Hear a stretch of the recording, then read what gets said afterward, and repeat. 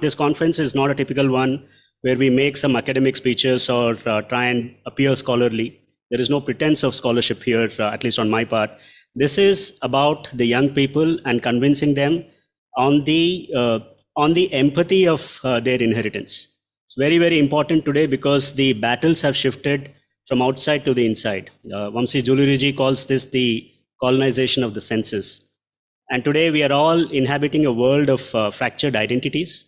And the challenge for a young person, and I come here with a lot of empathy because I am also a father, I come here with the empathy that it's not easy to be growing up and to be entering the world today because my generation has made it complex for you.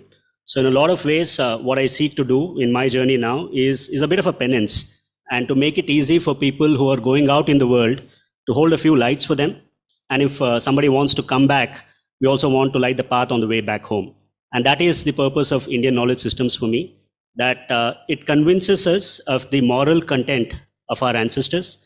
It tells us that we belong to something that is important. It gives us the conviction that we have something good to offer to the world and that we exist not just for ourselves, but for the rest of the world in the true spirit of this civilization. But to do that, we need to understand a few things. And I think we could not have had a better explanation of that than the session that we had just before the break. Gantiji made a very, very compelling case for the relevance and the criticality of Indian knowledge systems. He didn't do it by appealing to our sentiment. He did that by appealing to our intellect. He did that by convincing us that there is wisdom in it, there is rigor in it, there is science in it, and more importantly, there is a moral content that is relevant for the rest of the world.